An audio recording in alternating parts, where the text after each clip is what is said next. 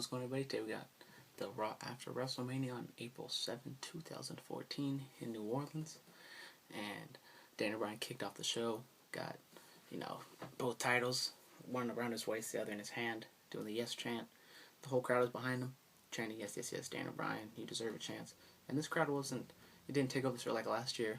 This was a raucous crowd, don't get me wrong, but every single segment in this show counted, so they didn't really have a chance to take over the show because they were, into the show. And they were not trying to entertain themselves with random ass chants like JBL or Michael Cole, Macho Man, stuff like that.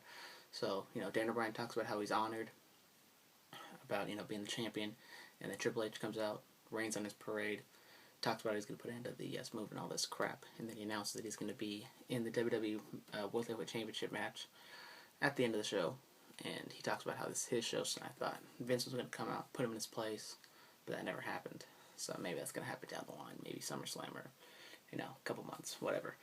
So the first match we had was the Wyatt family against John Cena, Biggie Langston, and Sheamus, and the crowd was way behind the Wyatts on this one. They had, they were waving their hands back and forth, clapping to a song, and Biggie Langston lost. Bray Wyatt had his sister Abigail on him, and I don't really understand whether, Intercontinental Champion should be losing in this match. Sheamus should be losing, probably. John Cena should really never lose, unless it's on a pay-per-view, or, you're going to do something with it. But, good match. Good, decent action. Wyatt showed what they can do. The crowd hated Cena as usual. Okay with Sheamus. They were, they pop a little bit for Biggie Langston's offensive moves, but that's really all Biggie has at this point. He has nice, power moves. And so, Randy Orton and Batista come in to talk to Stephanie how they deserve a rematch. Batista, he won the Royal Rumble. Randy Orton, he was the former champion, he has the rematch clause.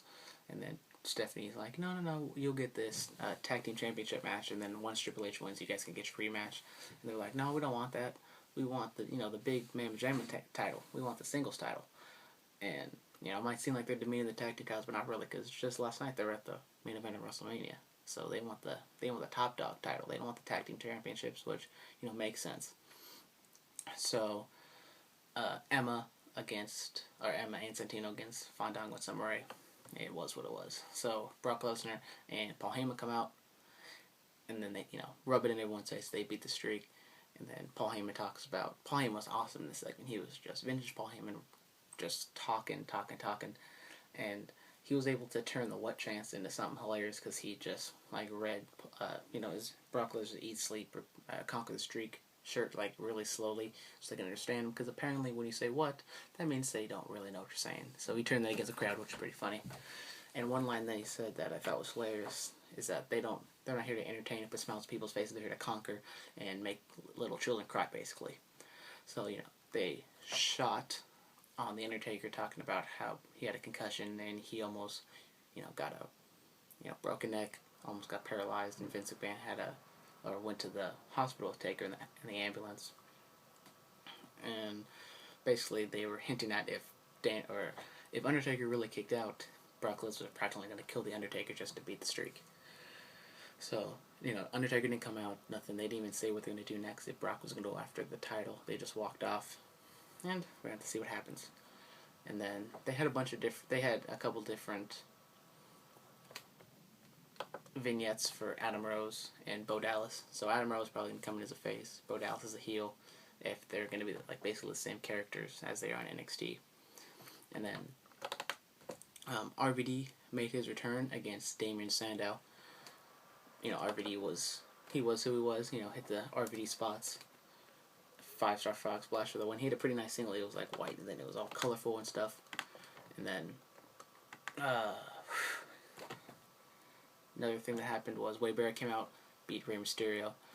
A lot of English people in the crowd, because they stay over for WrestleMania to Raw, and then they fly on Tuesday. And so Wade Barrett got a pretty nice pop. And then some other stuff that happened was AJ came out, talked about how she's the best diva in the world, which got a loud CM Punk chant, which that's probably what they're going for. And Paige comes out, congratulates her. She's being all sweet and nice, and then AJ just slaps her for no reason, talks about, and then she's like downgrading Paige, and Paige is this sympathetic figure. She's just this rookie, and AJ Chandler says that she's gonna put her Divas Championship on the line against Paige basically for no reason. So then AJ puts Paige in the Black Widow. Paige gets out of it, hits the Paige Turner for the win. That's the only move she hit the entire match, but that's the only move she needed to beat AJ and win the Divas Championship in her debut, which I thought was a pretty cool moment. The crowd was behind Paige on this one, and it was a lot better than if Paige or some random or another diva was in that 14 diva battle royal and just won it, in the middle of a scrum, and it really didn't mean anything. So this was a better way to end AJ Lee's long title streak, and we're going to see what Paige does, because now she's a 2-title winner with the NXT Championship and the Divas Championship. And then some other stuff that happened, a tag team title match against Batista and Randy Orton against the Usos. That wasn't really anything. Batista and Randy Orton fought the Usos a little bit, and they threw him out the ring, and then hit a Batista bomb on the steps, and then DDT out the barricade. It was only a couple minutes. Double count out. They didn't even say what happened, or they didn't say the official announcement that it was a double DQ. But whatever. So then Bryan made his entrance for the main event. Hold on. Then Hulk Hogan came out and talked about Andre the Giant and how the Battle Royal was his favorite memory. And then he was supposed to present the title to Cesaro, but it was like, all right, buddy, your turn to talk. And then he just left the ring. It was kind of awkward. So then Cesaro had Zeb, and then Zeb said that Cesaro's a Zeb Coulter guy, and then Cesaro takes the mic and says, no, I'm a Paul Heyman guy. So then Paul Heyman comes out and talks about Cesaro, gives him the King of Swing moniker, and then Jack Swagger comes out, hits Cesaro from behind, and he destroys the Andre the Giant Battle Royal trophy, which was a pretty cool sight to see, because that thing exploded in a million pieces of how big that thing was.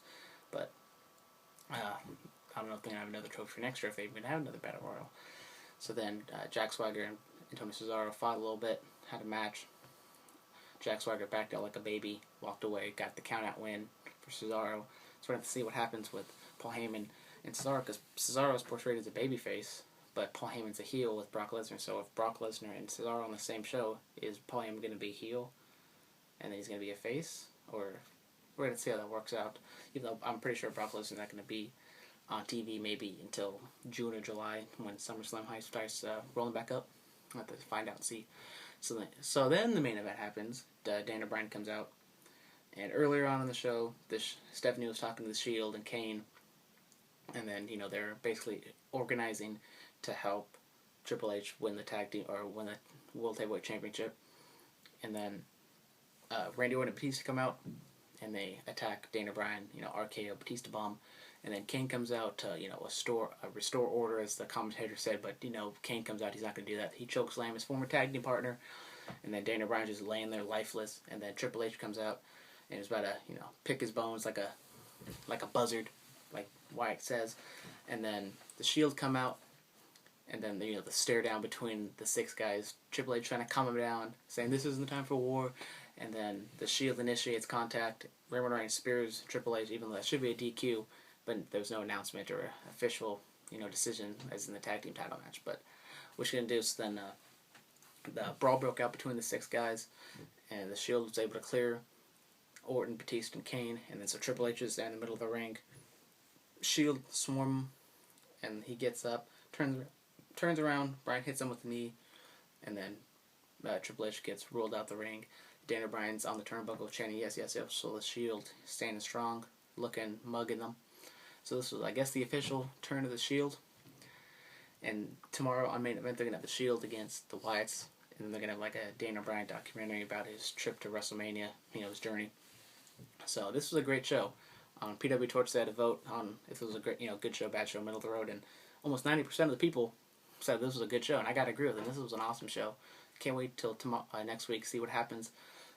If Undertaker shows up, or if they're going to, talk about The Undertaker anymore, if you're just going to ride off into the sunset, no CM Punk return, no real drastic return or anything. Rusev made his debut against Zack Ryder. It wasn't much, just a squash match. Lana came out looking good as always. But, that was it. Good show. Can't wait till next week. The WrestleMania season ended, but this is the first step of the future. And after this show, the future looks pretty bright. Alright, thank you guys, and see you guys later.